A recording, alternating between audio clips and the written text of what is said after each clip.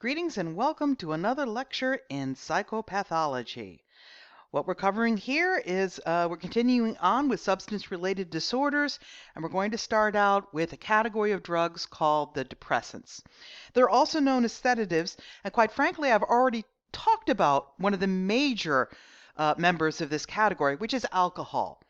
Alcohol is indeed a depressant, and it does officially belong in this category, but because it's basically so important and so common, it gets its very own spot in this particular chapter.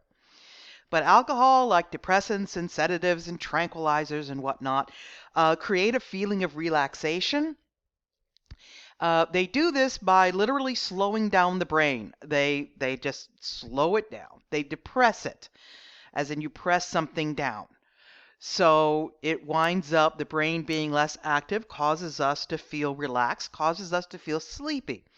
And in the past, in fact, one of the major uses for depressants was as sleeping aids, as sleeping pills. Unfortunately, that can also turn out to be rather dangerous because of all the problems that depressants have. So it's people are moving away from that, and in fact, a lot of sleeping pills these days are actually advertised as not being sedatives. Now, depressants do create both physical and psychological dependence. Okay, so the people both really want to feel the way they feel when they're on it, and they also can wind up with their bodies adapting to it. One of the problems with or rather with using sedatives as sleeping pills, is that very often the body will adapt to the point where the person cannot fall asleep without taking one of the pills, and then they have to take two of the pills, and then it starts getting dangerous because when it comes to depressants, tolerance doesn't affect a lethal dose. So, when we, to some extent anyway, I mean, I suspect it does a little bit, but yeah, if you take a lethal dose, it really doesn't matter if you're tolerant or not. You may be able to function on a higher dose. We've probably all seen people with high blood alcohol levels who at least seem to be conscious and coherent. They may not remember what happened afterwards. But it's unfortunately also rather easy to overdose on these drugs. So people want to be very, very careful when they're taking them. Generally, abuse comes when older people are prescribed them as sleeping aids and they start building up a tolerance or start having to take more of them. In fact, even when people are prescribed these, I was prescribed tranquilizers for my panic disorder to try to stop the panic attacks. And boy, pharmacists are very, very, very careful to make sure that people don't get enough of these to become dependent on it, because that's another thing as well.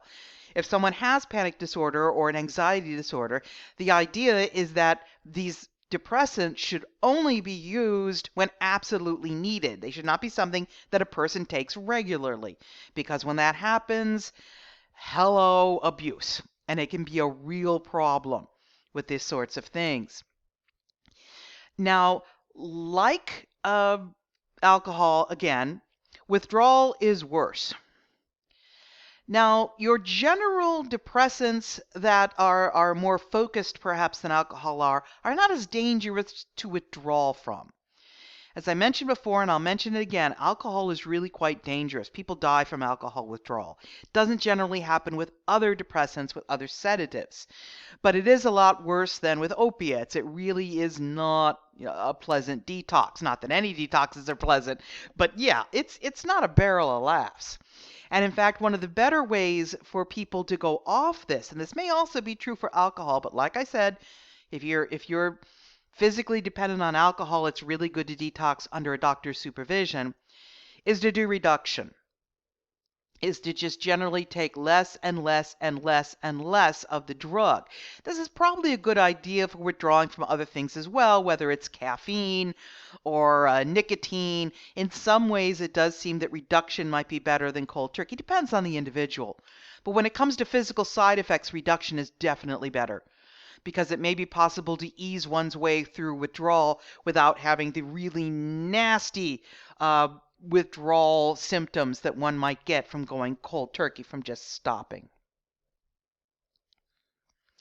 Another category of drugs are the hallucinogens. Hallucinogens, not surprisingly, cause hallucinations. They're named exactly what they are. Now, most of the best known, well, probably the best known hallucinogen that we know, I won't say most, but the best known hallucinogen that we know of is probably lysergic acid diethylamide. And I give you the full name not because you need to know it, but because if you've ever wondered why this is sometimes called acid, this is why this is sometimes called acid. Now, it is artificial. It was synthesized for the first time in the middle of the last century by a chemist who didn't know exactly what it is that he had synthesized.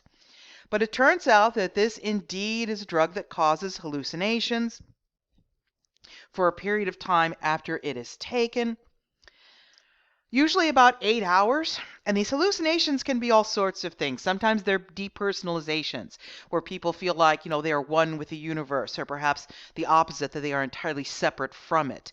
They can include hallucinations, both visual and auditory, probably other senses as well, but generally people report visual hallucinations a lot as well as auditory.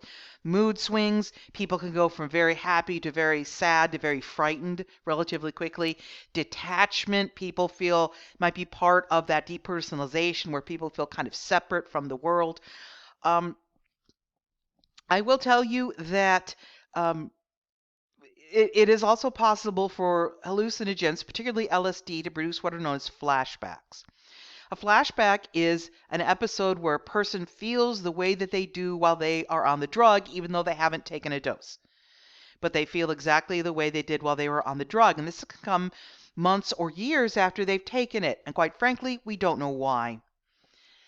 I've seen all sorts of things. One of the things I've had people tell me, for instance, is that if you take LSD, it stays in your cerebral spinal fluid permanently. Doctors have actually looked at this, and they found that is not true. That it is not necessarily something that is permanently circulating in your system. However, it may indeed be something that a use of which can permanently rewire your brain in some ways. Now, I'm not entirely sure that it'll rewire your brain to drive you crazy. That's the other thing that I hear a lot, that taking this will drive you crazy. Not necessarily. I'm certain there are people that have been driven off the edge by this, but I'm not entirely sure whether they were, how far from the edge they were before they took the drug. Maybe they had inherent vulnerability that this drug worked on, pretty much. I don't know. But it does not appear to stay in your system permanently. So that is something to think about when people start telling you stuff like that. Isn't necessarily true. It is, however, true that the U.S. government, the Army in particular, studied using this as a bioweapon. That the idea was that the military could basically spike the drinking water of whatever town they wanted to take over, and when everyone was looking at the pretty colors, they could march right in and take over. It is also true that this drug was given to soldiers without their knowledge, basically to see what would happen. Unfortunately, when you sign up as a soldier, you very often lose at least some, or you did at the time, I don't know if it's still true, but you lose at least some of your rights for things like to not be a guinea pig without your consent kind of things.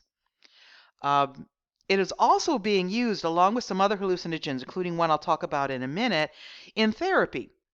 The idea being that this use of this, particularly in people who are dying, who have a terminal illness, some psychologists have found that the use of hallucinogens can actually ease that passage, ease the fear.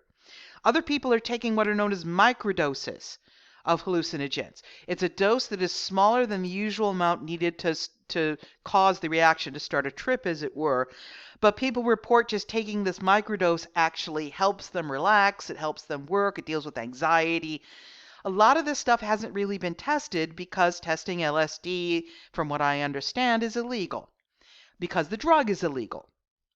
The same thing is true for marijuana, which I'll talk about in a bit.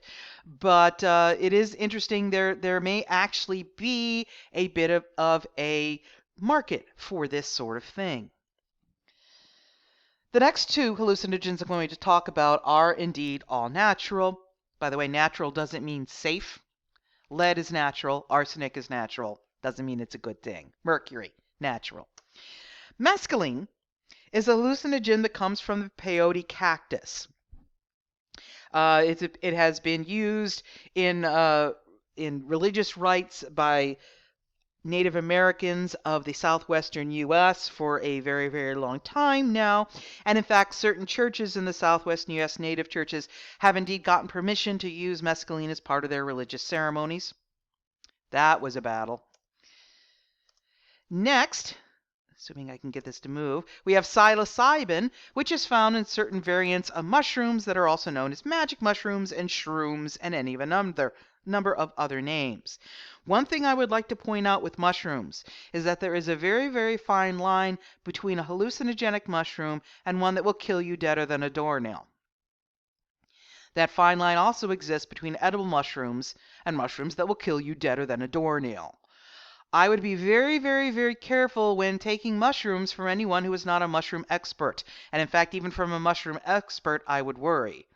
First of all, if they are bought illegally, which they all are, because psilocybin is not legal anywhere that I know of, at least not in this country, you don't know whether or not that's an actual hallucinogenic mushroom or whether it's something that they bought at Safeway. And mashed up or whatever. I mean, it's possible that it is an ordinary mushroom and is not going to get you high at all. The other possibility is that the mushroom could be one that is very, very dangerous. It's one of the major downsides of using illegal drugs is that you don't know who made them, you don't know what's in them, and you don't know what they will do to you. And there have been a number of cases where people have used illegal drugs. They've used heroin that it turns out that was cut with fentanyl. Fentanyl is thousands of times more potent. Fentanyl will kill you much more easily than heroin will, and they died. There are people that took a drug they thought was going to make them high, but because the person making it made a mistake, it turned out to destroy their substantia nigra, which prevented them from being able to do voluntary movements. And they were frozen in place. Although they were conscious, they were frozen. They couldn't move. There's all sorts of problems with drugs that people buy on the street. So it's not just that they're illegal, but it's also that you don't know what they are and what they might do to you. End of public service announcement. Lastly, we have MDMA, which is also known as ecstasy or E or Molly or any of a number of other names. I'm not really hip on the lingo. What this is it is sort of a combination of a stimulant and a hallucinogen. I believe I talked about it in the stimulant section for a minute or two. It is a stimulant because it acts on the brain as a stimulant, but it's also a hallucinogen because people can see and experience things that may not be accurate. It increases activity of a number of neurotransmitters. By the way, we're not exactly sure how the other hallucinogens work, which is why I didn't explain. Serotonin in particular, MDMA is called ecstasy in part because it causes a big splurge of activity in serotonergic neurons. When you increase serotonin, you increase the feeling of happiness. Now, the problem with this is that it also may be doing this and damaging the brain in the process. I don't know if there have been human studies, but I know there have been other primate studies that have shown that heavy users of MDMA, what happens when their serotonin neurons basically release all their serotonin at once, which is what ecstasy does, is some of these neurons burn out. They die. And when the neurons here burn out, they are not replaced. And so the next time there's a big splurge of serotonin, they're not going to get as much. Or when they go off the drug, they're going to wind out with a somewhat lower level of serotonin than before. And a lower level of serotonin is linked with depression. And people are depressed, and so what do? They take more ecstasy, and it becomes a negative feedback spiral. We don't know. I mean, ecstasy does other things as well. It also increases body temperature to possibly dangerous levels. It can cause muscle rigidity in the jaws, for instance. There's all sorts of things that it can do. But on the other hand, there are also therapists that are using this drug in the hope of getting people to open up during therapy sessions. So it is possible in the future that this drug might be used in probably smaller quantities than people take at raves in order to improve people's receptivity to therapy and maybe help them get just a little bit better.